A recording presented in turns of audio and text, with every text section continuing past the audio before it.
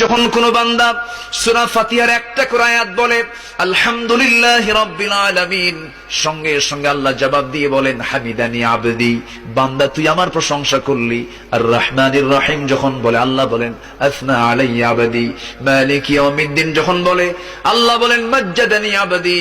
এরপরে যখন বলে ইয়াকা না'বুদু ওয়া ইয়াকা নাস্তাঈন পর্যন্ত যখন বলে আল্লাহ বলেন বান্দারে তুই আমার কাছে কি চাস, প্রাণ খুলে চা রে বান্দা। ইহদিনাস সিরাতাল মুস্তাকিম থেকে শুরু করে নিয়া ওয়ালাদ-দাল্লিন পর্যন্ত যখন বান্দা বলে তখন আল্লাহ বলেন বান্দা নামাজের মধ্যে এমন প্রেমের খেলা খেললি বান্দা, তুই যা চাইলি সব আমি আল্লাহ কবুল করলাম। ওই বান্দা যখন রুকুতে যায় আল্লাহ তখন অস্থির হন। ওই বান্দা যখন সিজদায় যাওয়ার জন্য প্রস্তুতি নাই, সমস্ত ফেরেশতাকে ডাক দিয়ে বলেন ও ফেরেশতারা, এই বান্দাগুলো আমাকে দেখলো না, রাসূলকে দেখলো না, কোরআনকে দেখে হাদিসকে বিশ্বাস করে আমাকে খুশি করার জন্য তার সবচেয়ে সম্মানজনক জায়গা সিজদা আমাকে দেওয়ার জন্য, আমার তার মস্তক আমাকে দেওয়ার জন্য কিভাবে সঁপিয়ে দিচ্ছে। ও বান্দা, ওই ফেরেশতারা তোরা সাক্ষী থাক, এই সমস্ত বান্দার জন্য সকল জাহান্নামের দরজা বন্ধ করে 8টা